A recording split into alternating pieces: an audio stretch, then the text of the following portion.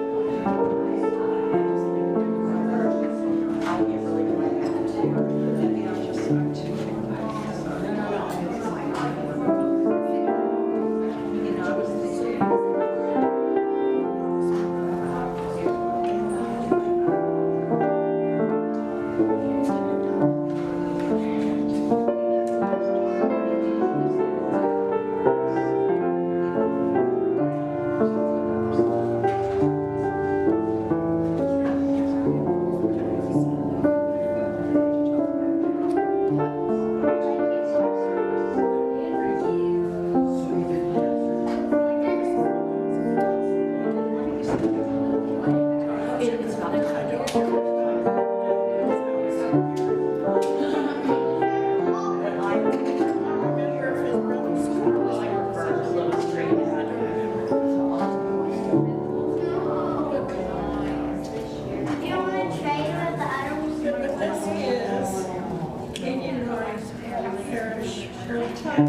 sorry, I won't make you sit in the front row. You should.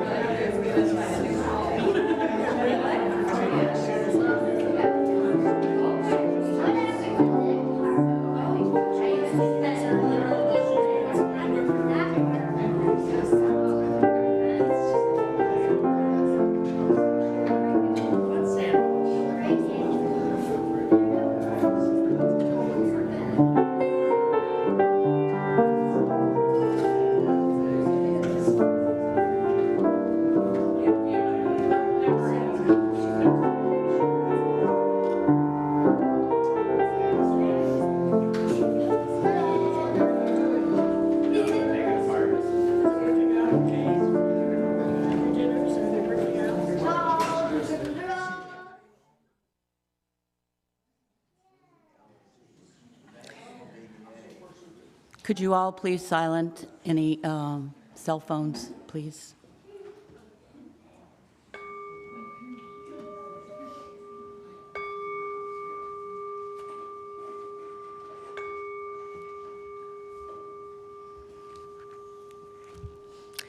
Good morning. Good morning. Welcome to Eastrose Fellowship, Unitarian Universalist. Everyone here and everyone online, we're very glad you're here. I'm Cynthia Hopkins, your worship leader this morning, and our own Reverend Robin Zucker will speak this morning about kindness. For our online guests, if you would like to share a joy or sorrow during that portion of the service, you can do so by entering it in the YouTube chat, and those will be shared aloud with everyone. I also encourage you to identify yourself in the chat so we may better acknowledge your presence with us today.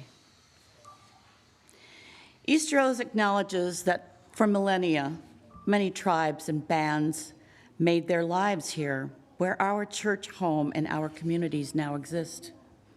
We remember and honor these people who made their homes in this land, the ones here now and those who lived here before. In peace, may we share this land and honor one another. It's greeting time. We're going to greet everybody online by standing, turning, and waving at the clock, because that's where the cameras are. Okay, and then let's all greet each other here in the chapel.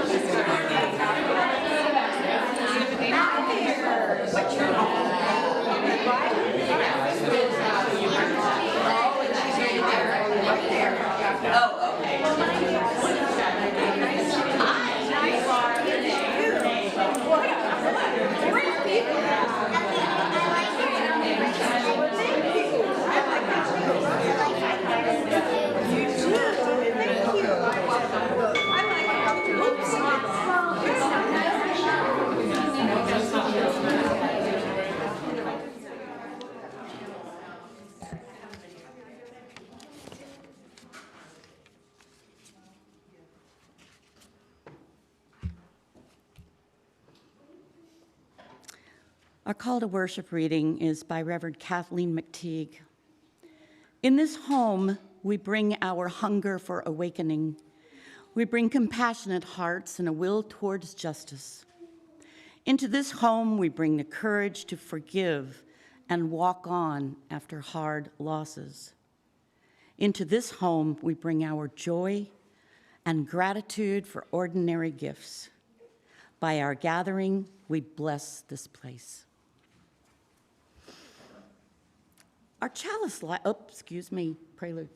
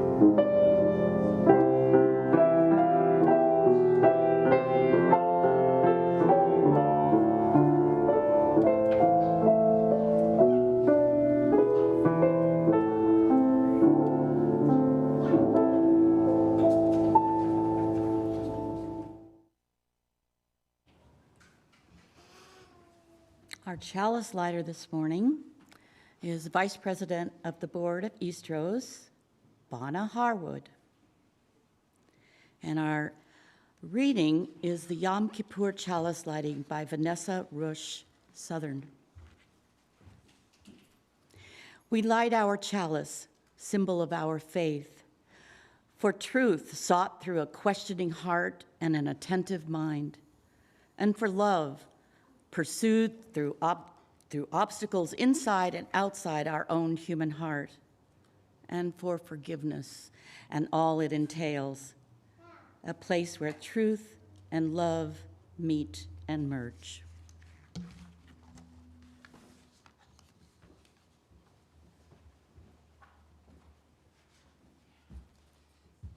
Thank you, Cynthia. Thank you, Bonna. Thank you, Mary, for the beautiful thematic music to honor the Jewish high holidays. I will continue in that theme with some opening words taken from the Mishkan Hanafez prayer book for the Jewish high holidays. This is a contemporary prayer book that is now used in many of the more Reform, Reconstructionist, and modern Jewish congregations in the world. It's called This is the Season. This is the season of the soul, a time to rejoice, a time to reflect, a time to return. This is the season of attentiveness, a time to notice what has unfolded and what has not, a time to regret, a time to forgive, a time to remember cherished dreams and high ideals. This is the season of awe. When our eyes behold it, may we feel blessed. When we turn towards each other, may we feel strength. When we seek the holy, may we find peace. May we find courage. May we find love. Our opening hymn is number 1008 in the teal hymnal. If you're new, this is the teal hymnal. But the words will also be on the screen. When our heart is in a holy place. Please rise as you are willing and able in body or spirit.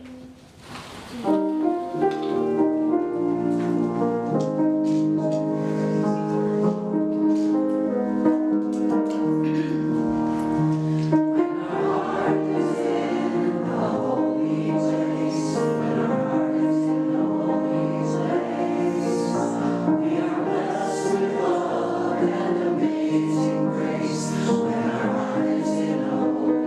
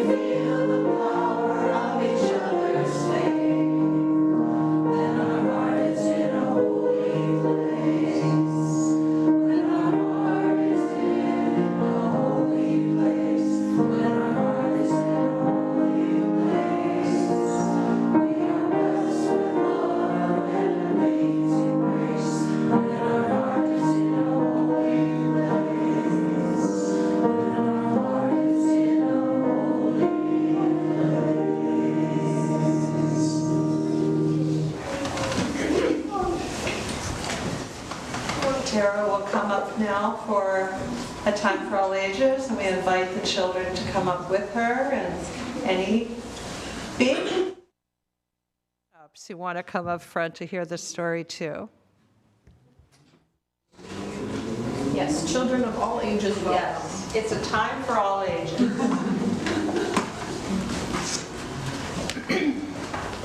So before we start today, I have a question for you, and that is, do any of you know what a commandment is? Have you heard that word before? Do you want to share what a commandment is? Someone telling you to do something. Yeah, that could be true. So commandments are rules to live by to help us create a good and just world that we can all live in together.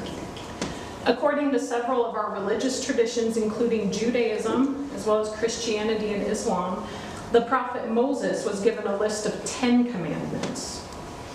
These include rules like, you shall not kill and you shall not steal. So our book today isn't really a story. It's real children from many different faith traditions and backgrounds were asked a question. And this includes Unitarian Universalists as well. They were asked, if there were an 11th commandment, what would it be? So if in addition to the 10 commandments, there were an 11th commandment, what do you think that would be? And they answered the question in words and pictures, which you'll be able to see up on the screen.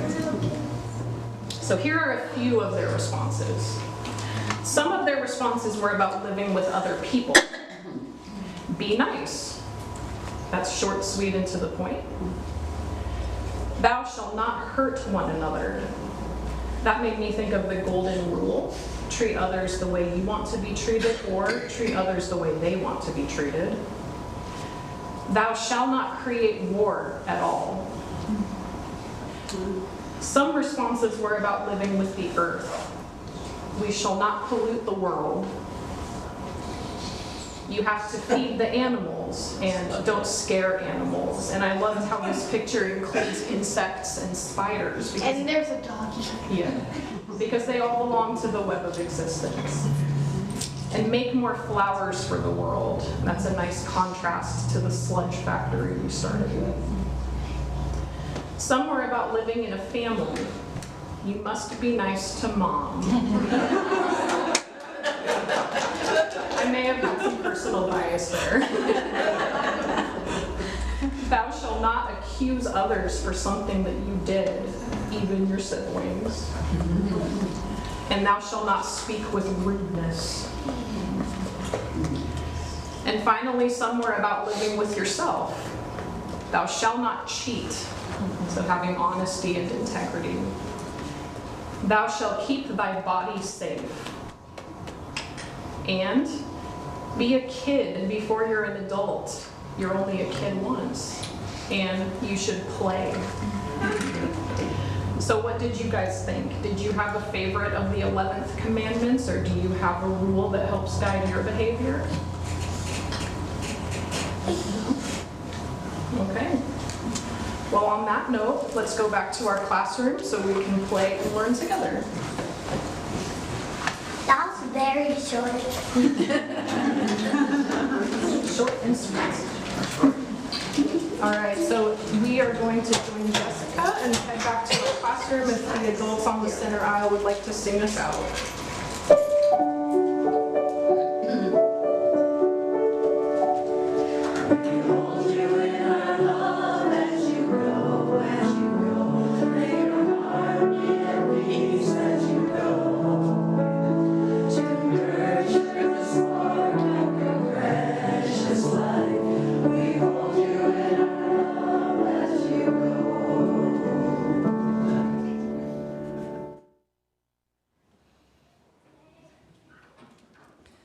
Last little one bringing up the rear.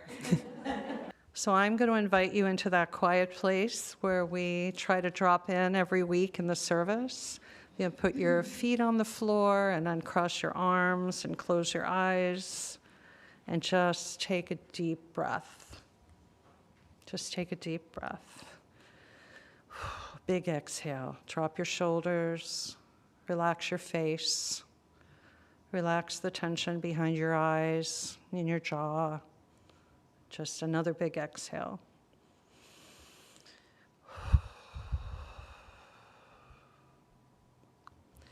Then we're going to begin some intentional breathing.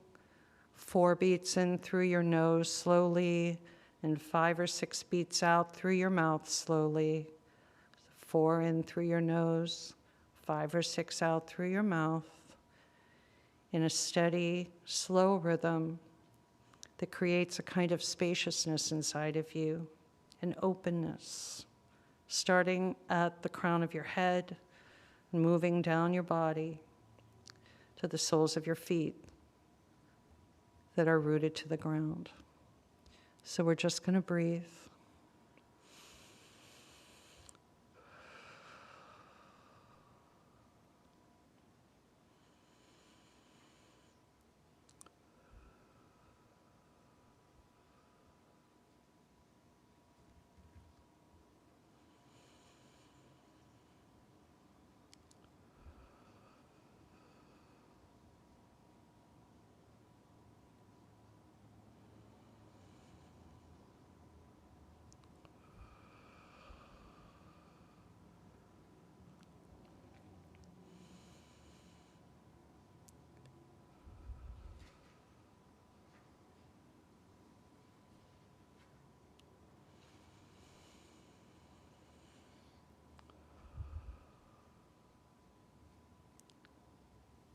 Continue breathing while I offer this meditation by Howard Thurman. I want to be more loving in my heart. It is often easy to see with my mind and give assent to the thought of being loving. But I want to be more loving in my heart. So I must ease the tension in my heart that ejects the sharp barb, the stinging word. I want to be more loving in my heart so that through both unconscious awareness and deliberate intent, I shall be a kind, gracious human being. I want to be more loving in my heart.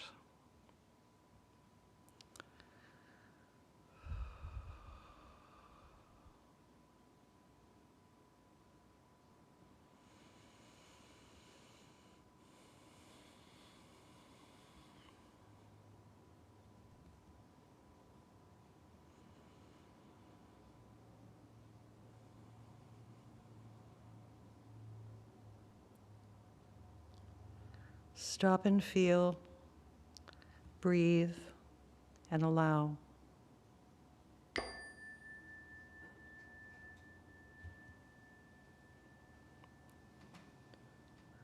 Our quiet song is the Hebrew melody Hashivenu. You can sing along, it's number 216 in the hymnal, or you can just listen and continue in your meditative place. I'll play it through once and then we'll sing it once.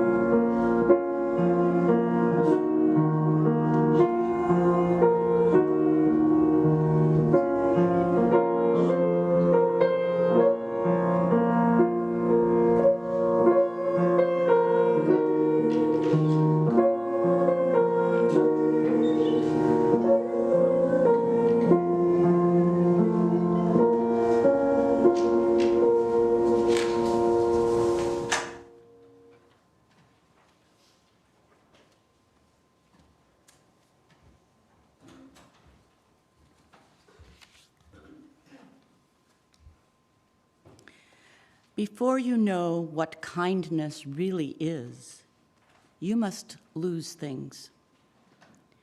Feel the future dissolve in a moment like salt in a weakened broth.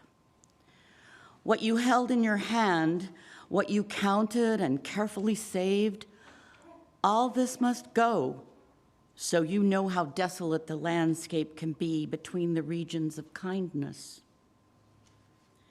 How you ride and ride, thinking the bus will never stop. The passengers eating maize and chicken will stare out the window forever. Before you learn the tender gravity of kindness, you must travel where the Indian in a white poncho lies dead by the side of the road. You must see how this could be you. How he too was someone who journeyed through the night with plans and the simple breath that kept him alive.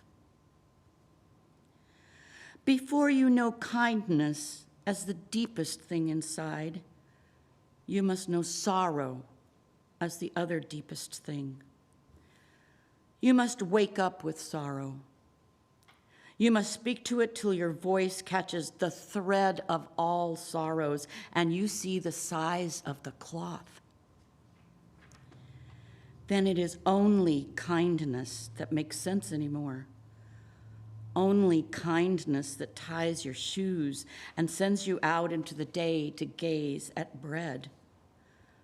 Only kindness that raises its head from the crowd of the world to say, "It is I you have been looking for," and then goes with you everywhere like a shadow or a friend.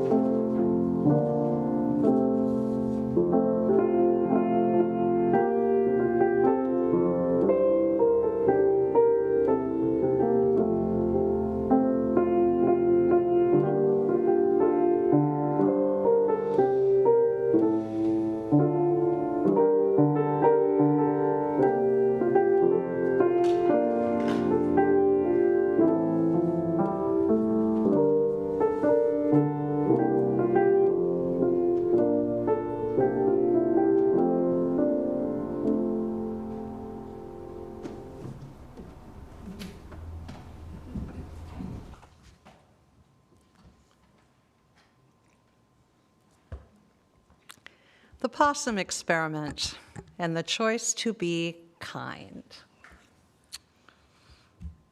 When she first moved to Los Angeles, Jessica Williamson worked at a pole dancing studio as a receptionist. She shares her story with Ira Glass on the podcast This American Life, and this is what she told him. She said, the pay wasn't great at the studio, and she was bored. And one day, during a lunch break, she spotted a handmade sign on a telephone pole declaring that a pet had been found over a picture of a cat. And Jessica found this curious. Why not just say, "cat found"? So she made her own poster, and this is what it looked like. Okay. It said "cat found," with 2 pictures of possums that she had printed off the internet. One of the possums looks like he's crouching, disturbed by invasive camera lens, and the other one is just downright hissing. And then these scrawled bullet points: male, no collar, not very friendly, I think he might be scared, then not housebroken either, with a sad face drawn next to it. And finally, found on Sunset Boulevard. If he's yours, please call, with her actual phone number. Jessica made about a dozen copies and put them up all around the neighborhood. This idea that some hapless, well-meaning person would put up a poster like that, thinking they had a cat, just seemed really funny to her. It was obvious to her that it was a joke. She didn't expect anyone to actually call her, or for her antidote to boredom to result in a social experiment on kindness. She recalls within 2 days, the phone just wouldn't stop ringing. I had to turn off my phone because it was just constantly ringing. And then she started listening to the voicemails and could sort them into what she thought as 3 distinct groups. It turns out that the largest groups, about 70%, she reckons, were genuinely kindly, just calling to tell her it wasn't a cat, it was a possum. Caller number 1. I just wanted to call to let you know that the lost animal is a possum, and you should probably call animal control. It could have rabies. Caller number 2. Hello, I'm kind of a wildlife guy. That's a real possum, and you should release it into the woods. I can help if you want. Caller number 3. That's a possum, and you should get rid of it before it bites you or destroys everything in your house. Anyway, that was nice of you, though, to try to help this poor little soul. God bless. The second group, approximately 20%, were calling like they were in on the joke. Caller number 4. Hey, you have my cat. His name is Giorgio. Caller number 5. Hey, that's my cat. If he acts out, just thump him on the nose. So Jessica had a good laugh and a sigh of hopefulness about humanity. But then there was the 10% of callers who were just downright mean. For instance, caller number 6. Yeah, that cat, it's a flippin' possum, you idiot. You can take down the picture, thanks. I think we'll all remember it. Now, as she reflected on her unintentional experiment, Jessica realized that she had tended towards cynicism and discovered that people can be surprisingly nice. Surprisingly. Sad, isn't it? She concludes that many things in life come down to whether you believe people are nice or not, if they are going to try to do the right thing or not. She laments, and I concur, that it runs through our politics and our personal interactions, and especially the digital cesspool of social media.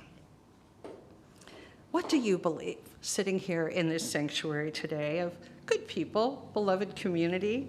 Are you a cynic, a realist, an optimist about whether people will choose to be kind, whether you choose to be kind when confronted with an opportunity to be coarse, snarky, or downright mean? What do you choose when it comes down to the choice to be kind? Now, science loves this quandary. I don't think academia would exist without quandaries like this. My research for this sermon unearthed a treasure trove of studies about kindness, coarseness, empathy, and whether we are in fact born to be mild and learn to be cruel, the classic nature versus nurture conundrum. I'd note a disclaimer here, of course, for underlying or limiting mental illness, personality disorders, or some might suggest inherited trauma as factors for people's ability or tendency to be kind or coarse. In an article for Smithsonian Magazine, the author, Abigail Tucker, she lays out a case that tiny children are some of psychology's most powerful muses. Because they've been barely exposed to the world with its convoluted cultures and norms, they represent the raw material of humanity, who we were when we were born rather than who we become as we age. The Yale Infant Cognitive Center is particularly interested in one of the most exalted social functions, ethical judgments, and whether babies are hardwired to make them. It turns out that in a series of simple morality plays, 6 to 12-month-olds overwhelmingly prefer the good guys to the villains, just instinctively. The conclusion is that this capacity may serve as a foundation for moral thought and action, knowing right and wrong, choosing kindness over cruelty. Not to be outdone, Harvard's Big Mother study found out that small children helped others whether parents commanded them to help or not, or even if the parents weren't even present. In a fascinating experiment with 2-year-olds, a hapless adult, someone being a hapless on purpose, attempted to perform various skills to no avail, and the toddler looked on. The toddlers gallantly rescued the researchers' drop spoons and clothespins, stacked their books, and pried open a stubborn cabinet door. So what happens as we age? Life happens. Families happen. Society happens. It isn't always pretty or edifying or the best example. So how does the kindness impulse get buried under the morass of an ever coarsening culture? Is the reality we live in so burdensome these days that our moral compass or our grounding in goodness are just on the fritz?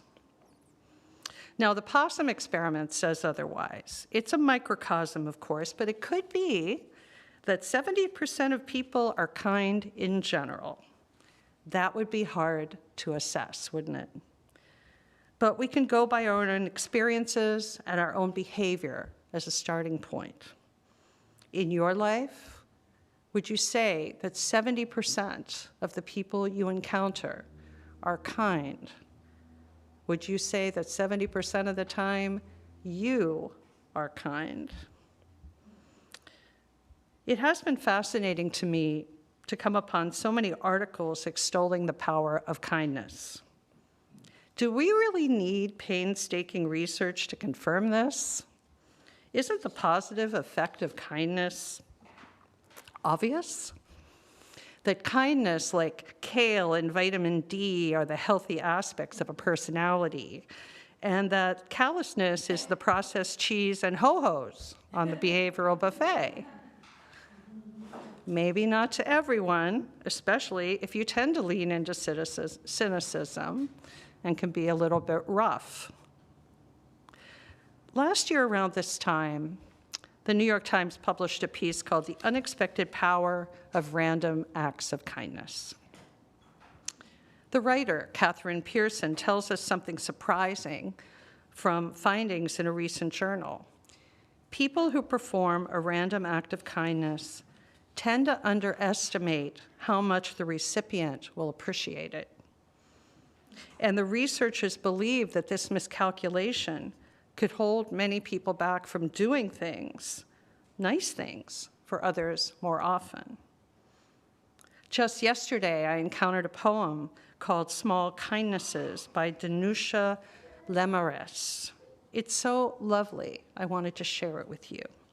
She writes, I've been thinking about the way when you walk down a crowded aisle, people pull in their legs to let you by. Or how strangers still say, bless you, when someone sneezes, a leftover from the bubonic plague. Don't die, we're saying. And sometimes when you spill lemons from your grocery bag, someone else will help you pick them up. Mostly, we don't want to harm one another. We want to be handed our cup of coffee hot and to say thank you to the person handing it, to smile at them and for them to smile back, for the waitress to call us honey when she sets down the bowl of clam chowder, and for the driver in the red pickup truck to let us pass. We have so little of each other now, so far from tribe and fire. Only these brief moments of exchange. What if they are the true dwelling of the holy, these fleeting temples we make together when we say, here, have a seat, or go ahead, you first, or I like your hat. Small kindnesses, they matter, and the notion that kindness can boost well-being is hardly new or even mysterious. Pro-social behavior, choosing to be good and kind, can lower stress levels and improve health. And yet, according to the author of the book, The Kindness Cure, people desire kindness, yet often feel inconvenienced by the thought of being kind. She writes, sometimes when the kindness impulse arises, we overthink it. We don't allow ourselves to whoosh up, in the parlance of my recent sermon, getting in touch with that inherent place that knows what to do. Do you relate to that? Or perhaps the opposite, feeling like you're empathic so often you have compassion and kindness fatigue? Friday night was the eve of Rosh Hashanah, the Jewish New Year, and the gateway into the days of awe, 10 days culminating in Yom Kippur, the Day of Atonement on September 25th.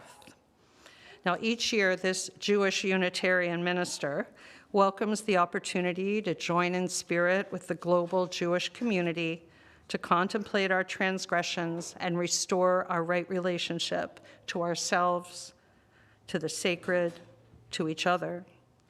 It's an ideal pocket of time to reflect on the theme of my service today, regardless of your theological leanings.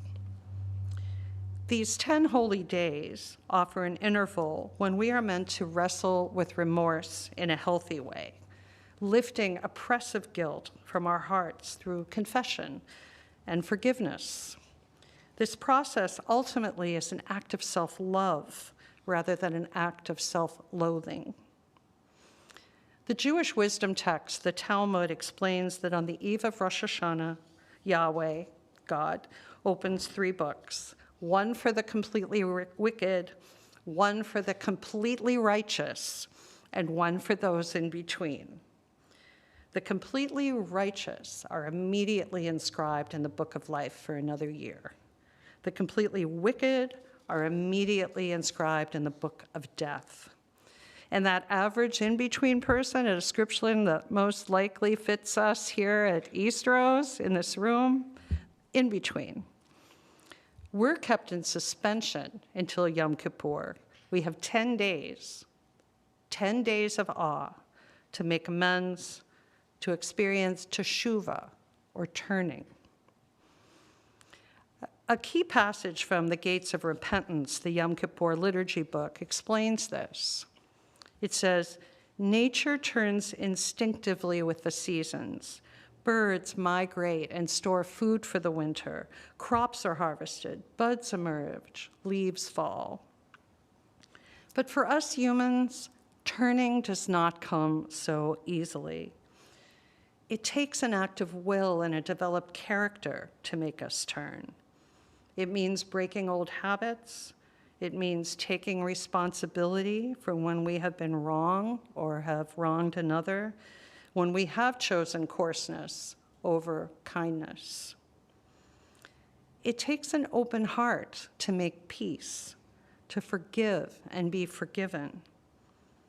It might mean losing face or being humbled and starting all over again. And this is often painful or minimally uncomfortable. But it's a gift because it means we recognize what is called for. We recognize that we have the capacity to change. My colleague, the Reverend Victoria Safford, tells us, imagine that during the days of awe, your task is not to patch things up or smooth them over, reach a compromise, or even feel better. The task is ownership. Abandon the pleasant piety that claims knee-jerk forgiveness as the unquestioned moral course. You get to decide the course. You get to choose what will make the world more whole. Today and every day, each of you gets to decide whether to love the world or to play possum with your heart. Whenever we are confronted with a moment to choose kindness over indifference, meanness, or outright cruelty, we discover in our responses whether our better angels showed up that day. And when they do, in the words we heard earlier by the poet Naomi Shihab Nye, it is only kindness that makes sense anymore, only kindness that ties your shoes and sends you out into the day to gaze at bread. Only kindness that raises its head from the crowd of the world to say, It is I you have been looking for, and then goes with you everywhere like a shadow or a friend. So may it be for us. Blessed be, blessed we. Shalom and amen. Our closing hymn is number 346 in the gray hymnal, Come, Sing a Song with Me. Please rise as you are willing and able in body or spirit.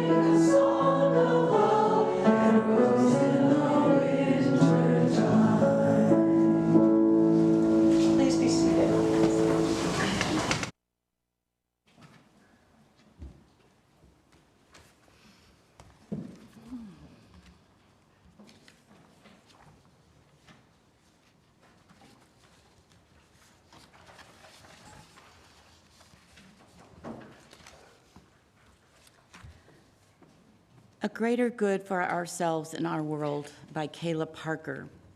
She says, we know that our financial contributions to this congregation come from sacrifice and hard work. We are very grateful for this, and we commit together to ensure the funds we gather collectively to do a greater good for ourselves and our world than they could have done alone. May there now be an offering to sustain and grow the life and mission of this congregation. May we give in love and in hope. Half of each week's Sunday collection at Eastrose is shared with a local nonprofit, and for the months of July through September, we are sharing with Outgrowing Hunger. Outgrowing Hunger builds and operates community farms and gardens for refugees, immigrants, and people who care about affordable access to real food in Portland and Gresham. And I think it was only about a week or so ago, there was a whole front page article about Outgrowing Hunger in the Gresham, in the Portland newspaper. So I'll ask my helpers to come forward. If you're a first-time visitor, let the basket pass you by. You're our guest today.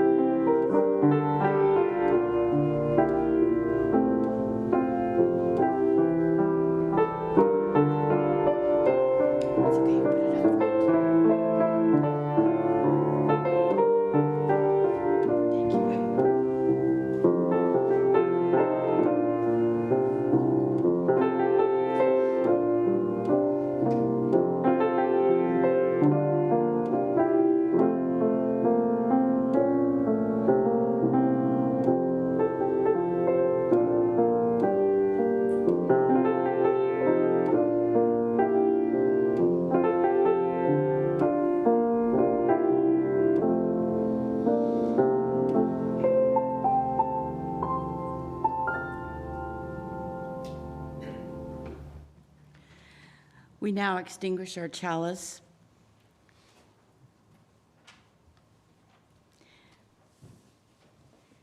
The writing is by Pat Uribe Lichty.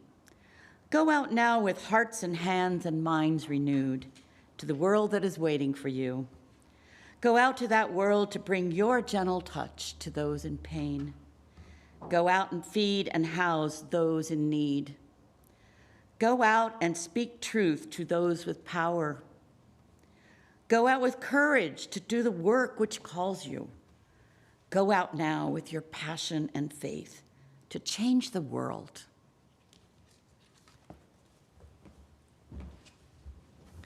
Thank you, Cynthia. And our benediction is also from the Mishkan Hanafez prayer book for the high holidays.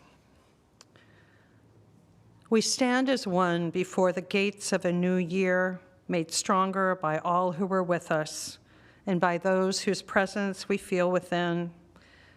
As the long day fades into dusk, we join our voices in words of hope and dedication. Open for us the gates of righteousness, that we may enter and praise the eternal source of life. Open for us the gates of sacred community, that we may enter and feel its healing power. Open for us the gates of truth and integrity, that we may enter and grow. Open for us the gates of devotion and principle, that we may enter and find enduring values and meaning. Open for us the gates of repentance and teshuvah, return, that we may enter and offer our best. Open for us the gates of forgiveness, that we may enter and offer our humanity. And open for us the gates of kindness and compassion, that we may enter and offer our love. So may it be. Amen.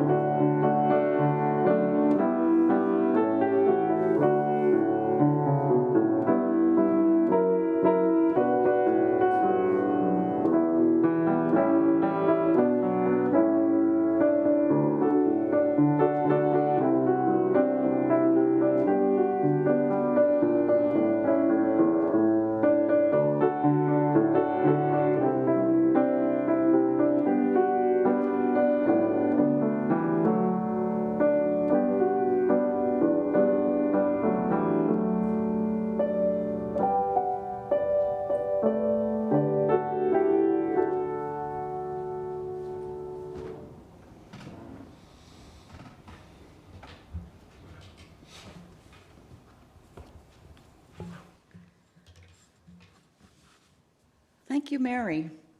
Takes a lot of people. It takes a lot of people to put on a service each Sunday. And Reverend Robin and I are very grateful to all of you who don't always get all the recognition you should. Lois, who's standing out there in the narthex as our greeter today. Thank you, Lois. Dakota and Phyllis back in the AV Control Central back there. Thank you. And thank you, Keen and Mary, for bringing flowers. And on the note of volunteers who do things, and I want to point out that we have a bulletin board there just inside that hallway. past the first door on your left, where you could sign up to bring flowers, to help make coffee, to help clean up. We need volunteers for every week. And guess what? There's a whole lot of openings available for you. Aren't you lucky? So put that kindness to work and kindly sign up for one of the Sunday tasks. That ends our service. If you're online attending, please exit YouTube and go to Cafe Conversations via Zoom. There is a link for you. And those of you here at Eastrose, please stay, and we're going to have coffee, and we're going to visit. And I hope we see you all again next week. And bring a friend, bring a neighbor. Thank you. Announcements? That's it. Linda, did you want to say something about the dinners?